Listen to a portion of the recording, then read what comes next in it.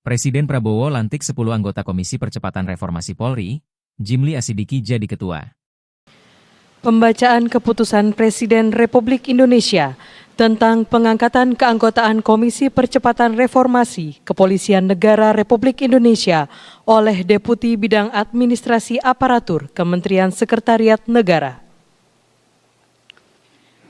Keputusan Presiden Republik Indonesia nomor 122P tahun 2025 tentang pengangkatan keanggotaan Komisi Percepatan Reformasi Kepolisian Negara Republik Indonesia. Dengan rahmat Tuhan Yang Maha Esa, Presiden Republik Indonesia menimbang dan seterusnya, mengingat dan seterusnya, memutuskan, menetapkan dan seterusnya. Ke-1, mengangkat dalam keanggotaan Komisi Percepatan Reformasi Kepolisian Negara Republik Indonesia masing-masing 1. Jimli Asidiki sebagai Ketua Merangkap Anggota. 2. Ahmad Doviri. 3. Muhammad Mahfud MD. 4. Yusril Iza Mahendra. 5. Supratman Andi Aktas. 6. Oto Hasibuan. 7. Listio Sigit Prabowo. 8. Tito Karnavian. 9. Idam Aziz. 10. Badrodin Haiti, masing-masing sebagai anggota. Kedua dan seterusnya ditetapkan di Jakarta pada tanggal 7 November 2025, Presiden Republik Indonesia Prabowo Subianto. Rohaniwan dimohon menuju tempat yang telah ditentukan.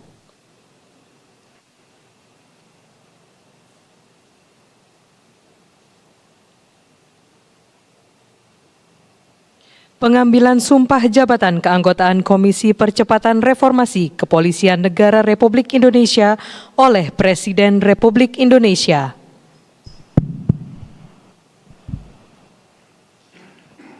Sebelum saya mengambil sumpah janji berkenaan dengan pengangkatan saudara-saudara dalam keanggotaan Komisi Percepatan Reformasi Kepolisian Negara Republik Indonesia, terlebih dahulu, saya akan bertanya kepada saudara-saudara, bersediakah saudara-saudara untuk diambil sumpah janji menurut agama masing-masing?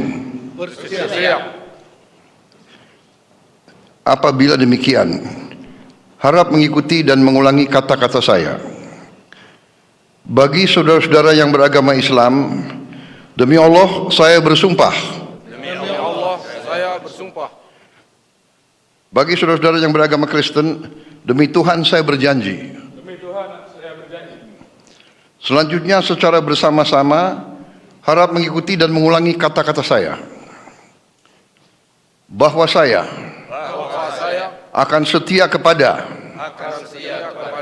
Undang-Undang Dasar Negara Republik Indonesia tahun 1945. Serta akan menjalankan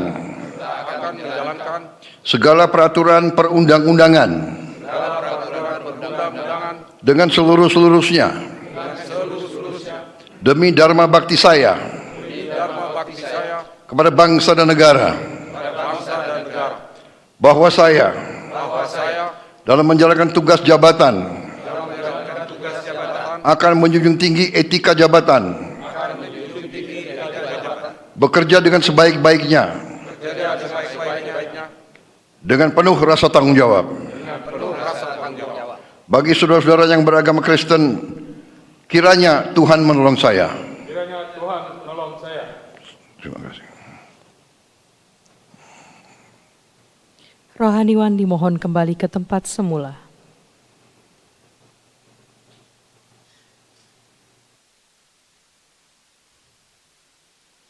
Persiapan penandatanganan berita acara kepada Bapak Jimli Asidiki dimohon menuju meja penandatanganan.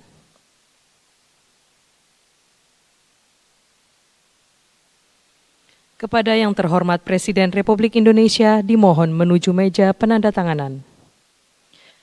Penandatanganan berita acara 1. Bapak Jimli Asidiki.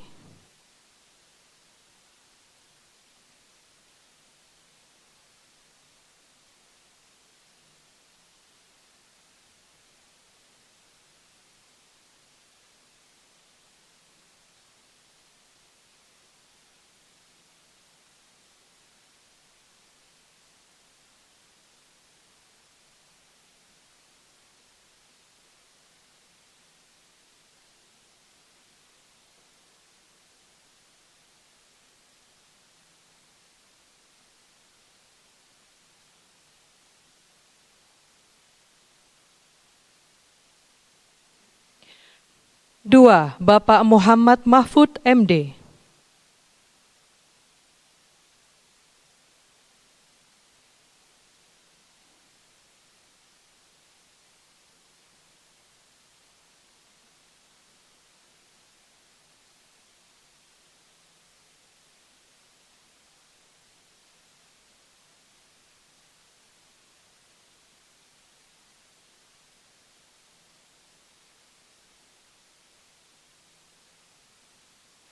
3. Bapak Idam Aziz. 4.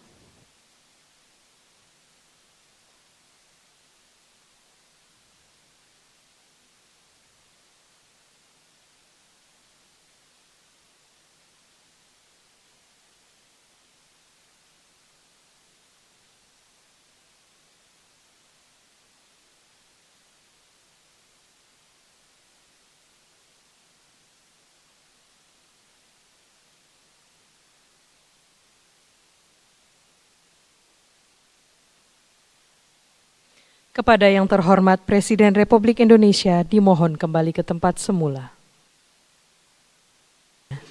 Kalian tadi sudah menyaksikan pelantikan 11 orang anggota tim percepatan reformasi Polri, dan sesudah itu Bapak Presiden memberi pengarahan tentang apa saja yang diharapkan untuk dilakukan, dipersiapkan oleh tim ini, dan nanti secara periodik akan dilaporkan kepada Presiden untuk diambil keputusan. Tentu kami akan mengadakan rapat dulu intern, dan insya Allah hari Senin jam 1 kami akan mengadakan rapat pertama di kantor Polri, kantor Kapolri. Nah, komisi ini diharapkan bekerja tentu secepatnya, tapi Bapak Presiden tidak memberi batasan waktu. Minimal 3 bulan itu sudah ada laporan, walaupun itu bisa berkembang sesuai dengan kebutuhan. Presiden memberi arahan kepada kami, jelas gitu ya, beliau sangat responsif terhadap aspirasi rakyat mengenai kepolisian. Bahkan beliau juga menyampaikan tadi kepada kami, bukan hanya kepolisian sebetulnya yang harus dievaluasi. Semua kelembagaan yang kita bangun sesudah reformasi perlu dikaji. Nah, salah satunya adalah kepolisian sesuai dengan aspirasi yang tumbuh dan berkembang dari masyarakat, terutama puncaknya pada bulan Agustus yang lalu, dan juga disuarakan oleh tokoh-tokoh bangsa, ialah Gerakan Nurani Bangsa yang mengusulkan kepada Bapak Presiden untuk dibentuk tim. Nah, mudah-mudahan tim ini nanti bisa bekerja dengan sebaik-baiknya. Tentu bukan hanya hasilnya yang diperlukan, tapi juga proses bagaimana rekomendasi kebijakan yang perlu direformasi itu nanti diperoleh, bagaimana caranya.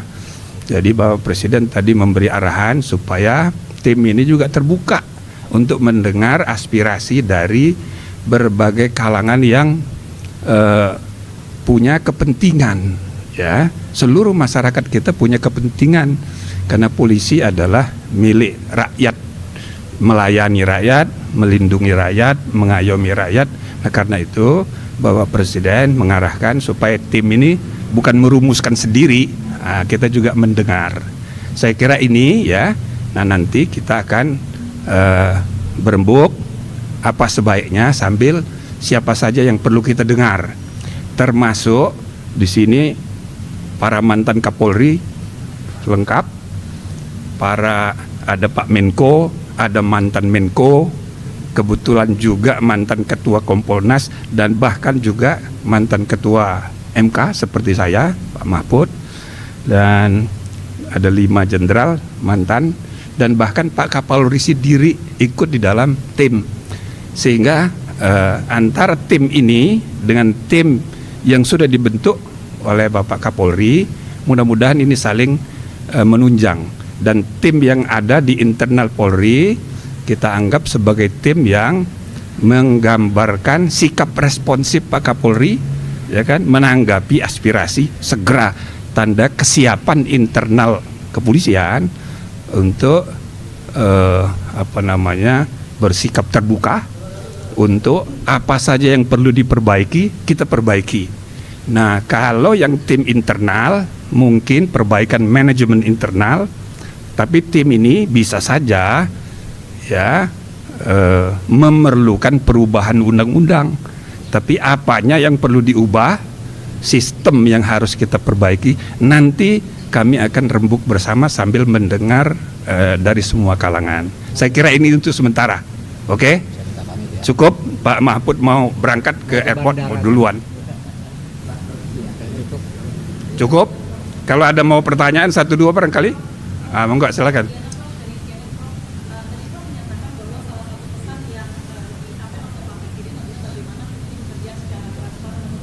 Ya.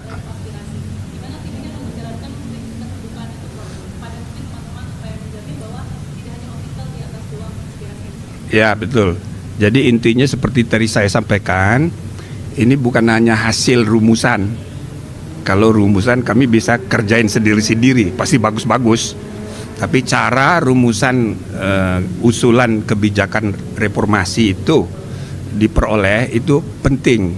Maka ya tokoh-tokoh masyarakat, para aktivis, dan juga mungkin kami juga perlu mendengar lagi gitu dari tokoh-tokoh bangsa yang kemarin bertemu dengan Bapak Presiden.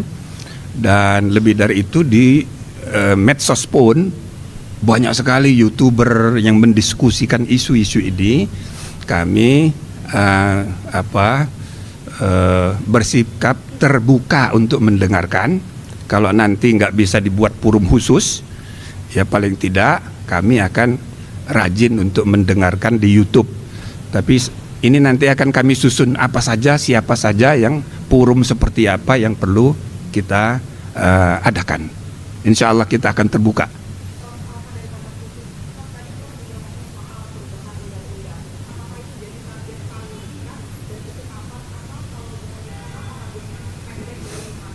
Nah, artinya kita masih terbuka nih. Jadi ide-ide untuk perubahan, perbaikan apa saja itu nanti. Bila mana perlu itu terpaksa mengubah undang-undang. Gitu kira-kira. Jadi tim ini, tim hebat ini. Jadi bukan tim biasa, sehingga sungguh-sungguh kita ingin menghimpun pendapat yang mungkin saja berakibat harus mengubah undang-undang. Nah, itu kita juga harus siap, tapi belum pasti. Ya, belum pasti.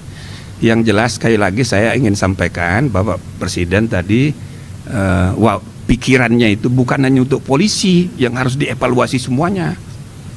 Nah, jadi kalau kita nilai ya peristiwa bulan Agustus itu, ya kan, puncaknya misalnya kerusuhan, lalu yang jadi korban rumahnya Ibu Menteri Keuangan, itu kan puncak dari kemarahan publik. Nah, itu sudah dijawab oleh Bapak Presiden dengan diangkatnya menteri baru, dengan paradigma berpikir baru. Nah, itu satu. Nah, yang kedua, polisi, kantor polisi di mana-mana, banyak, udah berapa tuh di Jakarta Timur itu dibakar segala. Nah, itu dijawab oleh Presiden, bikin tim reformasi. Apanya yang harus direformasi? Nanti bila perlu, iya kita bikin revisi undang-undang gitu. Tadi Bapak Presiden bilang 3 bulan, tapi dia tidak batasi 3 bulan itu harus lapor. Tapi misalnya diperlukan 6 bulan, ya 6 bulan. Nah, ini mudah-mudahan secepatnya. Ya, kami berharap masing-masing punya kesibukan. Dan soal ini soal yang sangat serius dan cepat harus direspon dengan efektif. Kalau misalnya 3 bulan selesai, ya insya Allah selesai. Maka tahun 2026 itu sudah ada hal lain yang perlu kita pikirkan. Banyak sekali, ya kan? Nah, jadi saya rasa ini aja dulu sementara. Silakan kalau ada yang lain.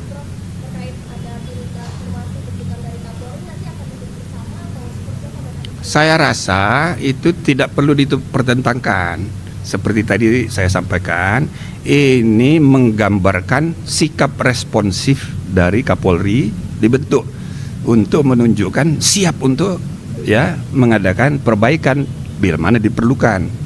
Dan yang kedua, saya rasa ya, meskipun tim ini mantan Kapolri banyak yang memahami betul dengan kearifannya, mungkin perlu juga nanti kami dengar sendiri dari tim internal, ya, perwira-perwira yang sedang mengalami problematika di internal, itu perlu kami dengar juga. Tapi lebih dari itu, Pak Kapolri sendiri ikut di dalam tim ini. Bahkan Senin besok pertemuan kami pertama, insya Allah akan diadakan di Mabes Polri.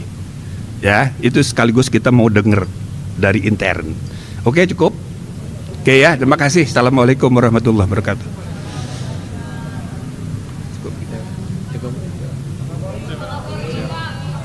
Jakarta, 7 November 2025, Presiden Prabowo Subianto resmi melantik 10 anggota Komisi Percepatan Reformasi Polri di Istana Merdeka, Jakarta, Jumat sore, 7 November 2025. Komisi ini dipimpin oleh mantan Ketua Mahkamah Konstitusi, MK, periode 2003-2008, Jimli Asidiki, dan dibentuk sebagai tindak lanjut janji Presiden untuk melakukan reformasi internal di tubuh Polri. Pembentukan komisi ini merespons berbagai aspirasi publik yang menguat sejak Agustus 2025, terutama terkait dorongan transparansi, profesionalisme, dan akuntabilitas aparat kepolisian. Daftar 10 anggota Komisi Percepatan Reformasi Polri.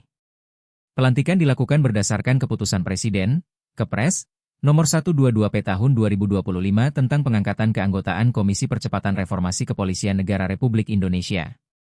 Berikut daftar lengkap nama anggota yang dilantik. Jimli Asidiki, mantan Ketua Mahkamah Konstitusi periode 2003-2008, Ketua Komisi. Jenderal Pol Listio Sigit Prabowo, Kapolri. Ahmad Doviri, Penasihat Khusus Presiden Bidang Keamanan dan Ketertiban Masyarakat serta Reformasi Kepolisian. Yusril Ihza Mahendra, Menteri Koordinator Bidang Hukum, HAM, Imigrasi, dan Pemasyarakatan. Oto Hasibuan, Wakil Menko Bidang Hukum, HAM, Imigrasi, dan Pemasyarakatan. Jenderal Pol Purnawirawan. Tito Karnavian, Menteri Dalam Negeri, Kapolri periode 2016-2019. Supratman Andi Aktas, Menteri Hukum. Mahfud MD, Menko Polhukam periode 2019-2024 dan Ketua MK periode 2008-2013. Jenderal Pol Purnawirawan. Idam Aziz, Kapolri periode 2019-2021.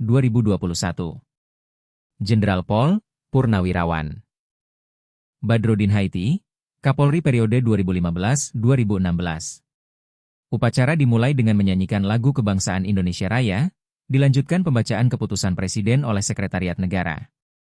Setelah itu, seluruh anggota komisi mengucapkan sumpah jabatan yang dipimpin langsung oleh Presiden Prabowo.